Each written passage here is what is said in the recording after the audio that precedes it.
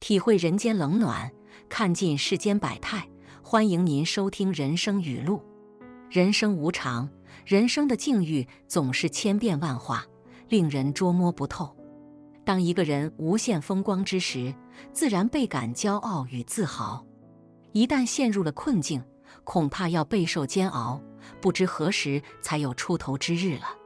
有句俗语说：“富不交三友，穷不求三人。”这是老祖宗对我们的一种交友忠告。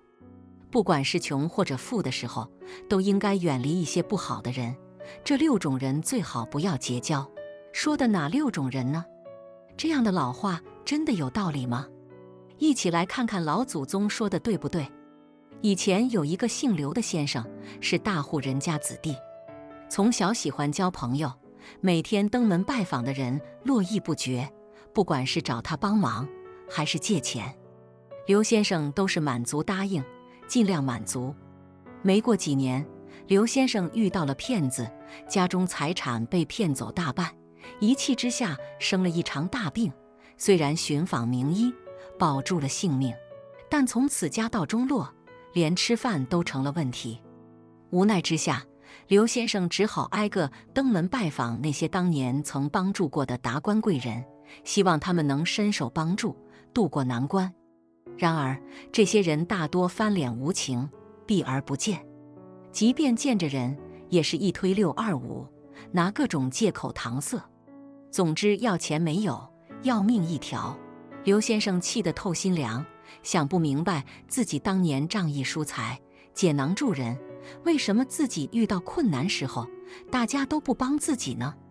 就在此时，消失多年的崔秀才突然到了刘家。蔡秀才当年向刘先生多次借钱，从未提过还账，每次来2手空手，可是吃饱喝足，还拿点东西。刘先生的妻子对他很反感，以为他又是来骗吃喝的，没给好脸色。崔秀才也不在意，聊了几句家常之后，拍着胸口说送刘先生800两银子，告辞离去。刘家人没当真，以为崔秀才在吹牛。没可想到第2天，崔秀才还真送来800两银子，也没要凭据，转身就走了。刘先生用这笔钱买了新房子，赎回了家产，手里又没钱了。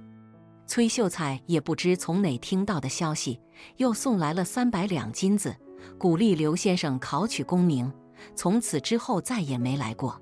得知刘先生又过上了好日子，原来的亲朋好友又笑着年登门拜访，可是刘先生性情大变，不再接待，一心寒窗苦读。几年之后，刘先生金榜题名，当上了翰林。没过几天，又恰逢生日，大家纷纷上门道喜。刘先生大宴宾朋，可是刚喝了几杯酒，就当众宣布收到的所有礼物送给穷人。大家疑惑不解，问原因。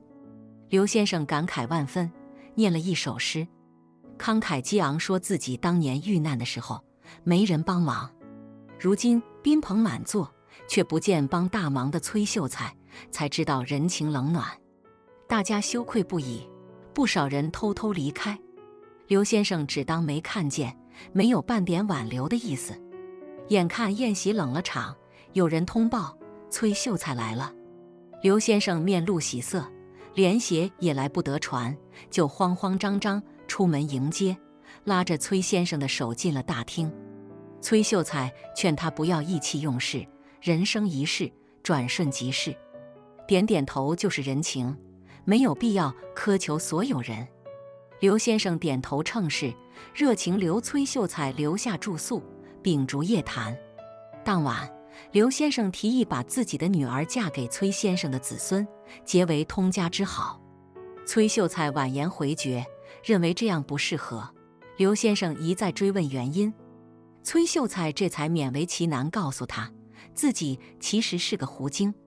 之前帮助他，一是欣赏他的人品，二是天意安排，自己不过是顺水人情而已。崔先生告诉他，交朋友不在于一时吃喝，而是淡泊相处才能走得长远。说完这一切，崔先生起身告辞，从此再也没出现过。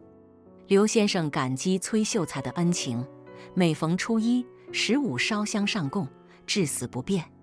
人在发达的时候，有很多可以成为朋友的人不请自来，可是遇到困难的时候，却很少能有人雪中送炭。大多数人都是趋炎附势的，这是事情之常。可是，一只狐狸比人还要真性情，这实在让我们人惭愧呀。富不交三友，这第一种就是不交拜金主义者。当你日子过得越来越好了，事业等方面上来了，身边拜金主义的朋友也可能就多了起来。他们的到来，就是因为单纯看重你的身家，看重你身上的资源。拜金主义者为金钱至上，金钱能解决一切问题，这就是他人生最大的信条。他们往往会有这么一个特征，对没钱的人不屑一顾，甚至会经常出言不逊；而对于有点钱的，他们又想方设法建立关系，态度变化很大，开口闭口谈钱，似乎在他们的眼中，钱能够解决一切，好像一切都可以用金钱进行等价交换，包括感情和生命。一个人如果因为拜金主义而和你结交，也终会有一天因为你没钱而远离你而去，而去在离开之前会给你狠狠来一脚。富有的时候，往往会尽情享受财富所带来的快乐，这个时候，你的身边可能会出现享乐主义者，挥金如土，醉生梦死，好像来到这个世界，享受金钱和快乐就是最大的目的。所以，第二种不能交往的，就是这种享乐主义者。一个人如果变得过于享乐主义，身上有点钱，就总想去过着醉生梦死的生活，几乎每天都去灯红酒绿场所。和他聊天，他开口闭口就谈着如何去享受。那么，终究有一天，他会为他的享乐主义付出代价。古人为什么说富不过三代？就是因为大多数人在富有的时候，慢慢就会被欲望和享乐吞噬，败家，也就是迟早的事情。在曾国藩家训里，为什么最重要的2个字就是勤和俭？他说能勤能俭，才能永不贫贱。享乐主义迟早要人穷家败。经常和这样的人交往，也许我们也会被影响到，到时候下场也不会太好。没有人可以永远在颠覆，在日子过得好一点时，能够居安思危，富贵和幸福才能长久。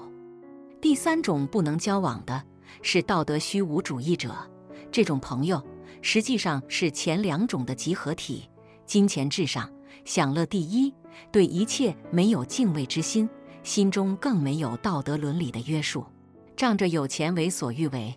这样的人其实非常可怕，很容易突破道德的底线，做出违背法律的犯罪行为。总之，再有钱也不能任性，一定要远离这种道德虚无主义者。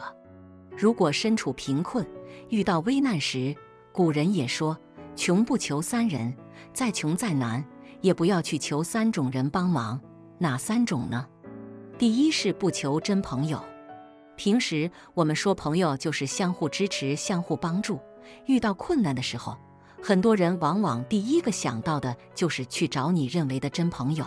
但在现实生活里，很多朋友就是因为其中一个开口求助，而另一个没有伸出援手，最终导致过去的好友从此变成陌路。其实，真正的朋友，你不需要去求，只要让他知道你的难处就行。因为如果他能帮得上，不用你开口；如果他帮不上，你开口，反而有可能连朋友也没得做。第二个不求的，就是不求假朋友。谁是真朋友，谁是假朋友，其实咱们心里都清楚。真有什么事情的时候，你去求假朋友，完全是白费力气。穷的时候去求酒肉朋友，几乎都是徒劳无功的，收到的往往都是失望，反而会给自己带来更多的打击。第三种是另有所图的人不要求，求这种人，他可能的确会答应，但那不是在帮你，而是要用别的代价来交换。他们往往居心不良，又或者趁火打劫，这种人咬紧牙关也不要去求。和别有图谋的人做交易，往往会让自己从一个深渊跳进另一个更深的深渊。那你可能会说，这也不能求，那也不能求，那有困难的时候能找谁呢？刚才咱们已经说了，真朋友不用你求他也会帮你，还有亲人也会无条件的支持你。所以，如果我们身边有这6种人，无论贫富，都要远离为好。最后，还有一个永恒的真理：求人不如求己。人在低谷，唯有咬紧牙关努力奋斗，才是最大的出路。人在低谷时，人在没钱时，最好是好好的独自安静下来，好好的打磨自己。只有让自己变得越来越强大，才能够更快地走出来。正所谓天助者自助，自强不息，才会有化茧成蝶的机会。感谢您的收听，下期再会。